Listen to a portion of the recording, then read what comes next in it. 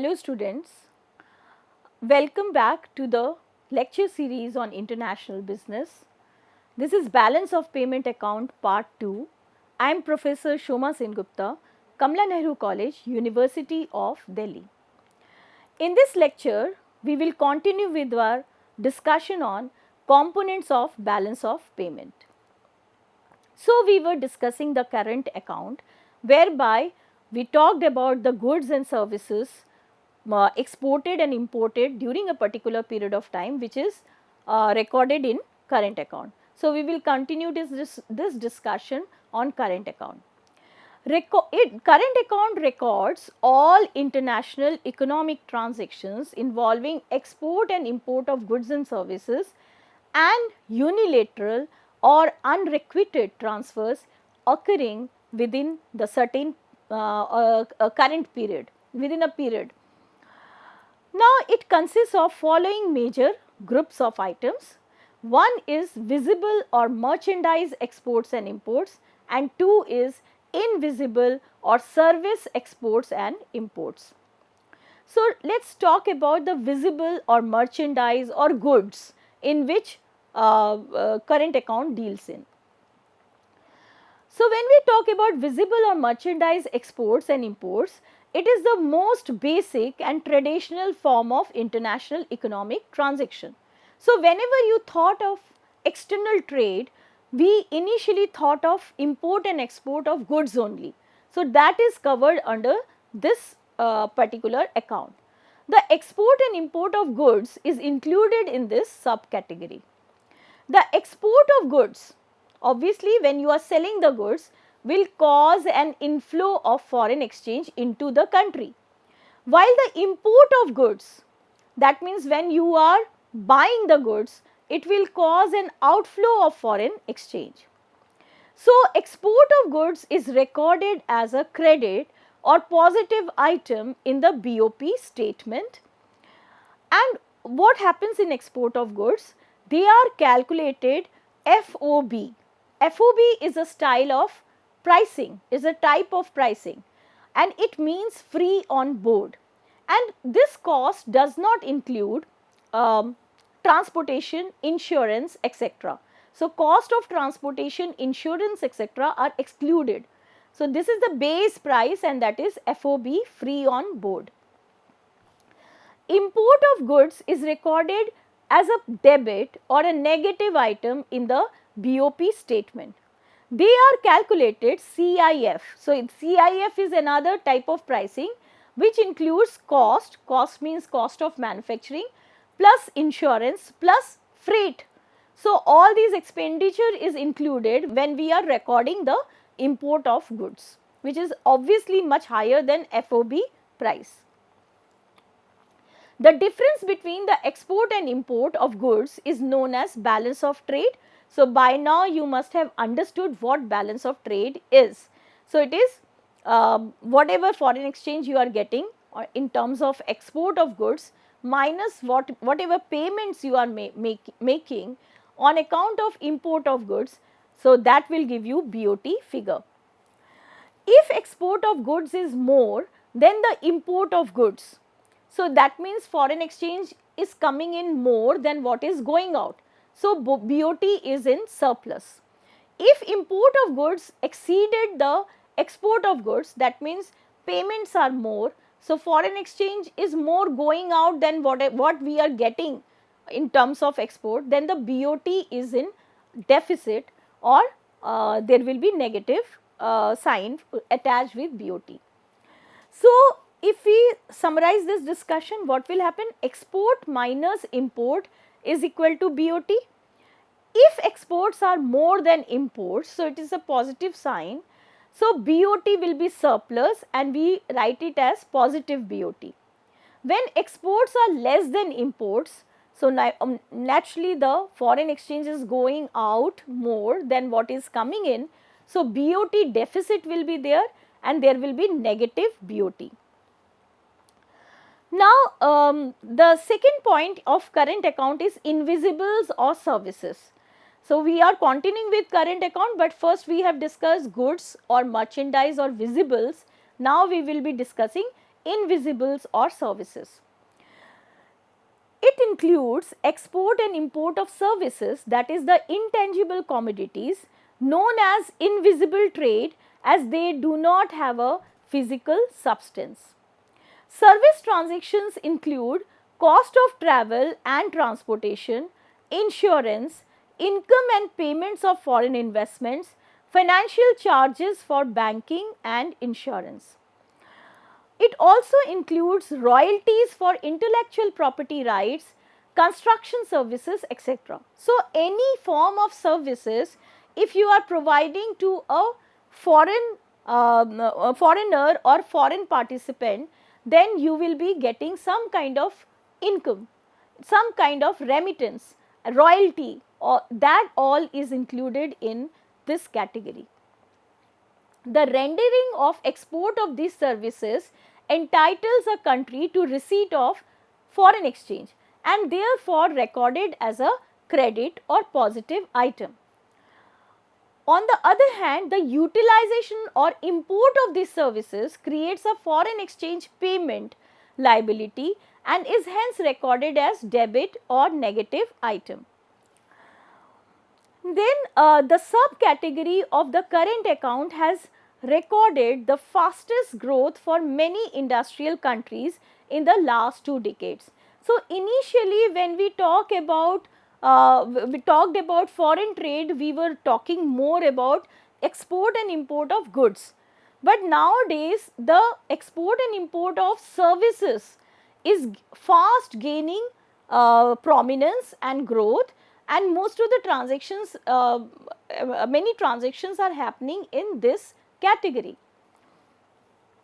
Another factor in case of, or another element of current account is factor income.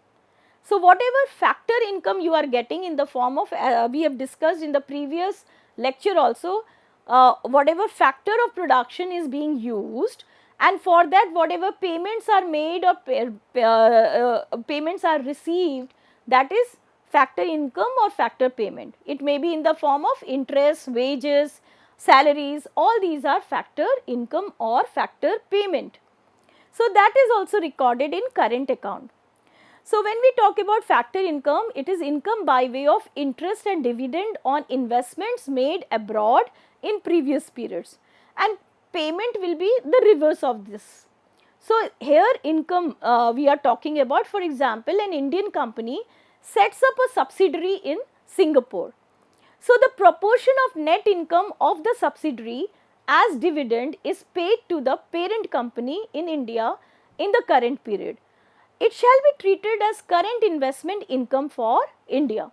So, this will be recorded here as factor income. Also, wages and salaries to non-resident workers shall be included in this subcategory. Then another element of current account is unilateral transfers or the unrequited transfers, for which you are it flows in one direction and nothing is coming back from the other direction. So, this includes one direction flow. Unlike export and imports, unilateral transfers are unrequited or unreciprocal flow of funds. So, in case of exports, you are sending the goods, you are getting the foreign exchange. In case of imports, you are getting the goods and making the payments in the form of foreign exchange. But when we talk about unilateral transfer, it is one directional. So, suppose we are receiving some kind of donation or gifts from outside, or we are giving donation or gifts to another country, in return nothing will come or go. So, that is an unilateral transfer, but it is recorded in current account only. There is no offsetting flow against unilateral transfers. Example, flow of funds by way of gifts, remittances, pension, foreign aid, official and private remittances or grants, charitable donations, all are part of unilateral transactions. Other similar transfer received from foreign individuals and governments to foreigners against which no services are rendered or goods provided are included in this subcategory. Then comes receipt of such transfers cause an inflow of foreign exchange. Everything is coming free, like donations coming into your country, or gifts coming into your country, or any kind of remittances coming into your country, for which you don't have to give anything. So this is a positive flow.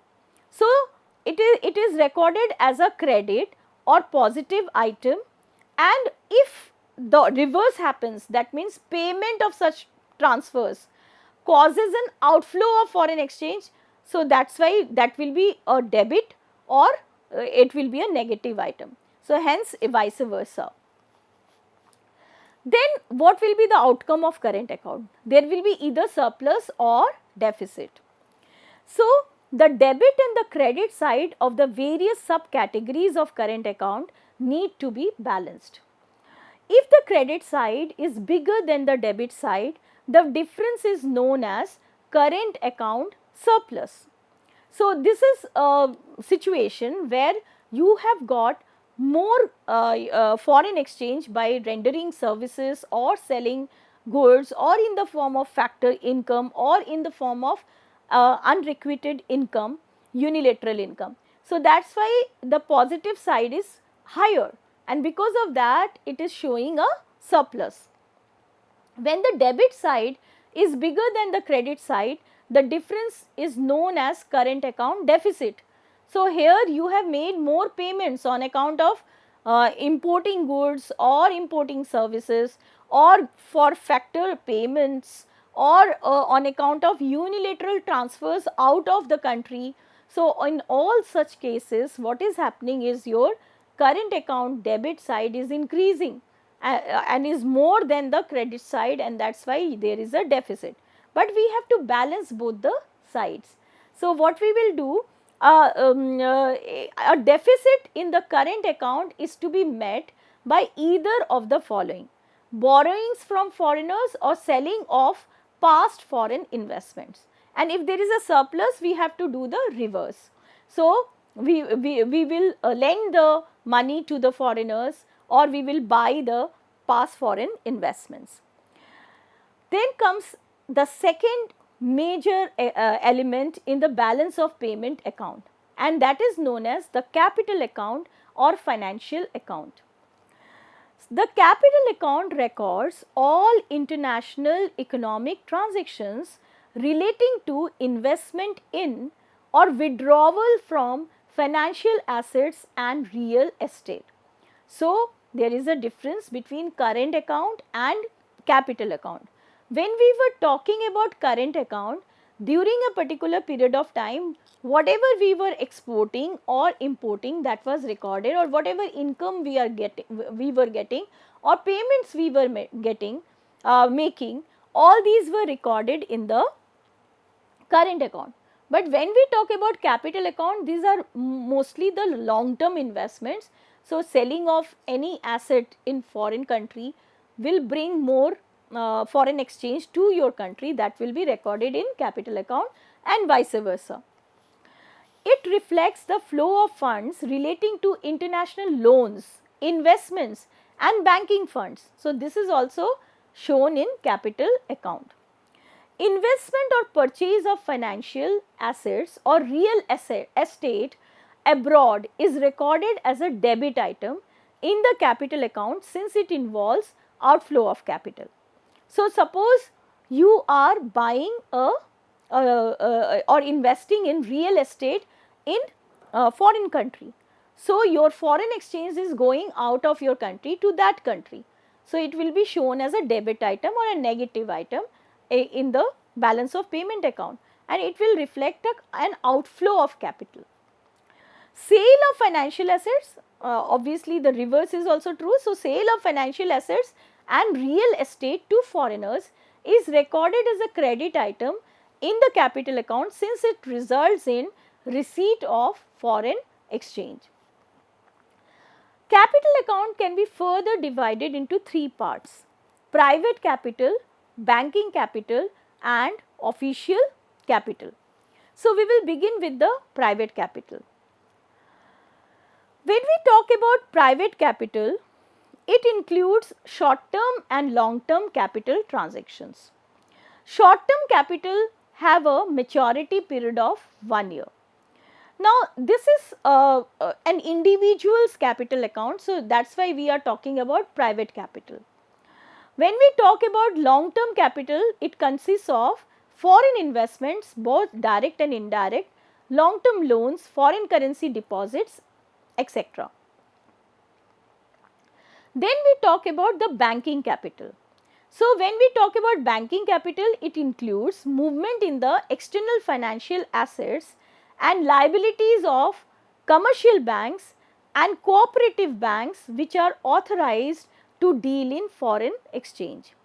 So, this is about this is whatever holdings are there of commercial banks or cooperative banks that is taken into account in case of banking capital, and their dealings with the parties outside the country is recorded in the banking capital or the and it is a part of the capital account.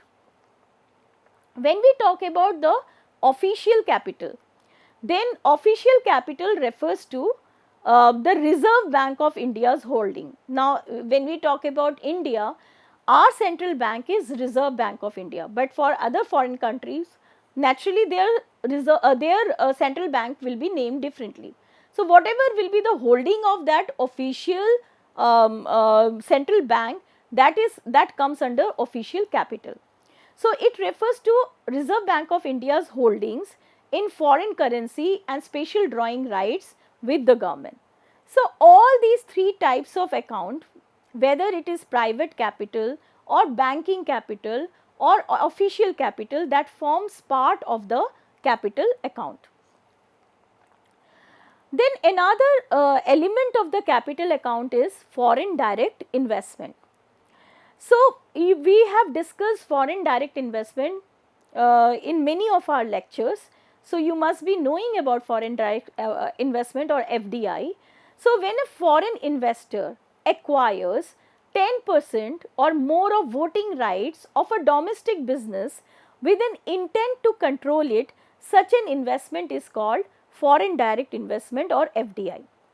So, if FDI is happening in India, that means a foreign firm is investing in India, then it is an inflow for the country.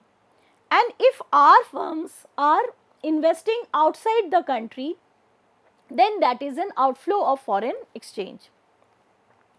Example, when the Japanese automobile manufacturer Honda built an assembly plant in Ohio, USA, it made a foreign direct investment in Ohio, that is USA.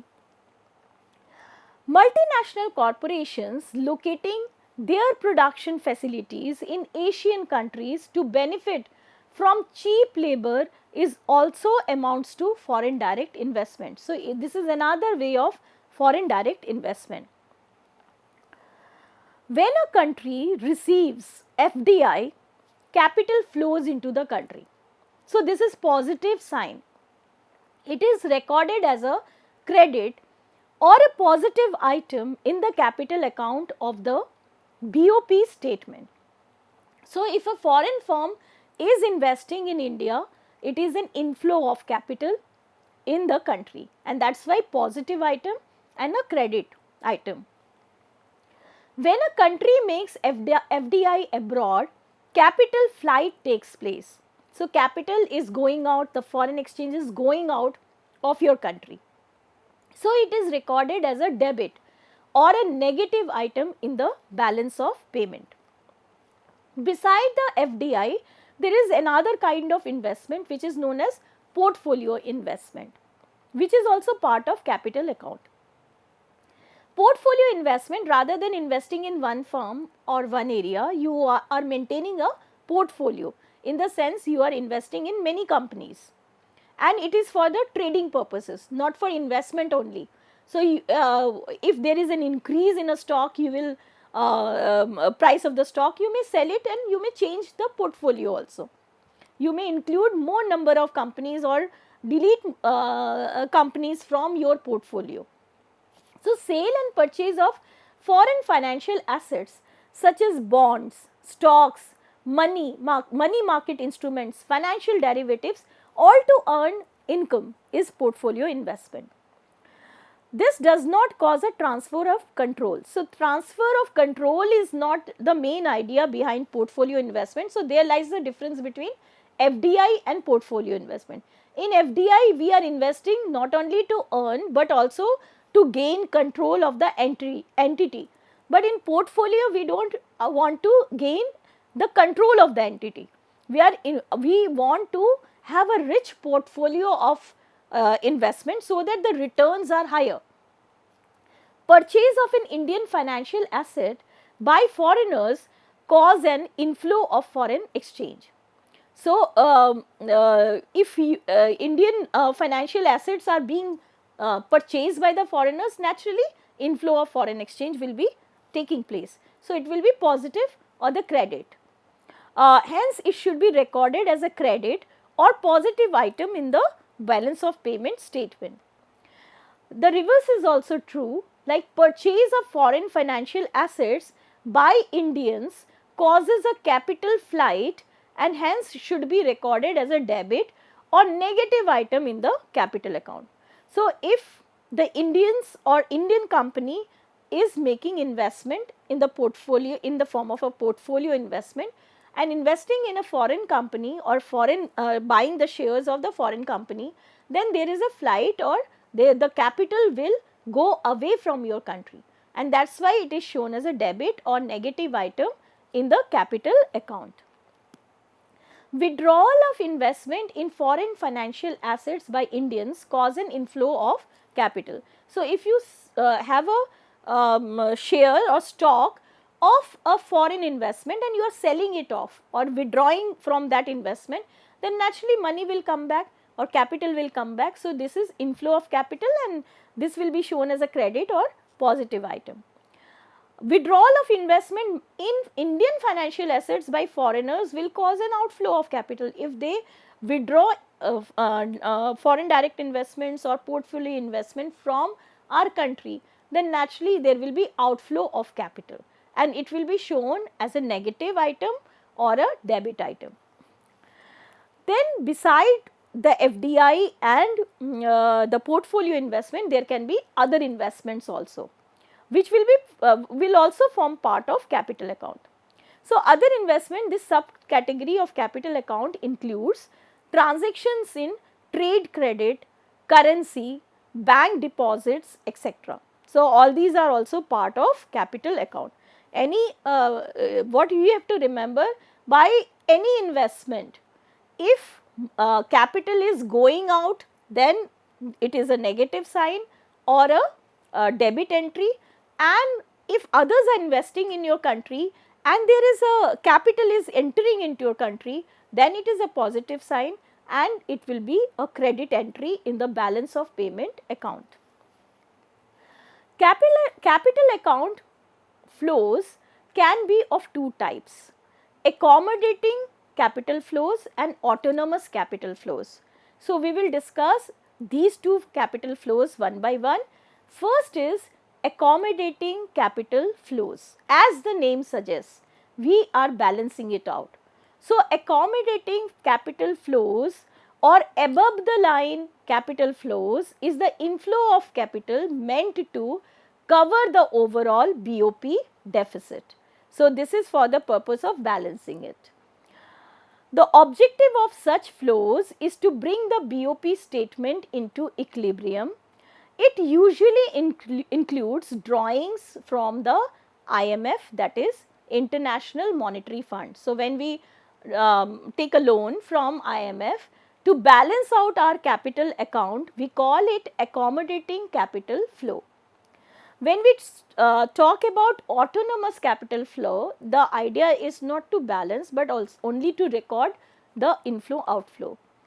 So, autonomous capital flows are below the line capital flows and it is the inflow of capital which occurs regardless of any deficit in the BOP.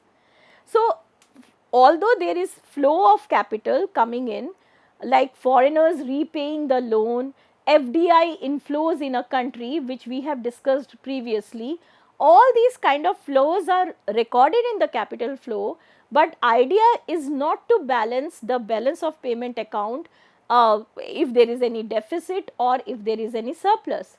So, that is why we call it autonomous capital flow, because it is going beyond balancing thing, and it is just recording the inflow and outflow of capital.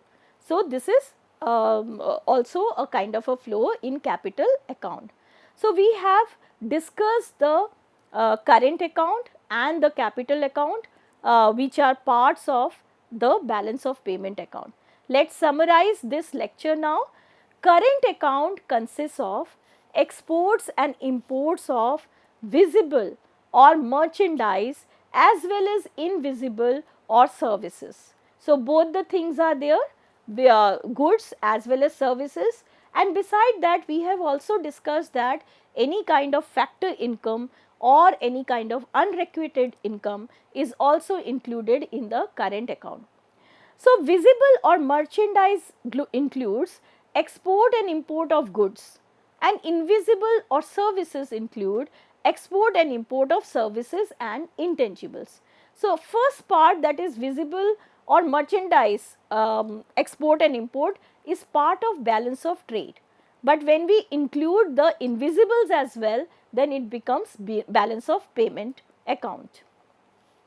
Capital account records international economic transactions relating to investment in or withdrawal from financial asset and real estate. So, any kind of investment, if you are selling, then what will happen? You are withdrawing from the investment, then money will come back. You are investing in other countries, the capital will go out. And same is the case when foreigners are investing in your country in the form of foreign direct investment, then capital comes into your country, or if they are withdrawing their investment, the capital goes out of your country. Investment in financial and real estate abroad is recorded as debit item or outflow of capital, because the capital is going out of your country. Sale of financial assets and real estate to foreigners is recorded as a credit item, since it results in receipt of foreign exchange. Capital account may be private capital, whatever transactions are happening, if it is done by an individual or a corporate, that can be considered as private capital. Banking capital, if the banks, commercial banks or cooperative banks are holding any investment or selling of the investment, then that is recorded as banking capital. And the official capital, that is the transactions in Reserve Bank of India or Central Bank of India, Central Bank of any country, whatever holdings are there or they are selling it off, that is recorded in official capital. The capital account also include foreign direct investment, portfolio investment and other investments as well. The capital account flows are of two types: accommodating capital flows and autonomous capital flows. In case of accommodating capital flows, there will be capital flows to balance the capital account in or balance the deficit or surplus, which is shown by the capital account. In autonomous capital flows, we are not thinking about balancing it. It is any kind of capital flow from or outside the country on account of any sale of investment or purchase of investment or real estate in your country or any other country. So, that is all about the first two elements of the balance of payment account, and we have discussed here the current account and items of the current account, and capital account, the items of the capital account. We will continue our discussion in our next lecture, whereby we will discuss about the errors, omissions and the reserves. These are certain reference books which you can refer to. One is by C.B. Gupta, another is by Sumati Verma, and then there is Hill and Hurd, which is an international publication, and you can go through them. I hope you have understood this portion of balance of payment account. Thank you students. Have a good read and have a good day.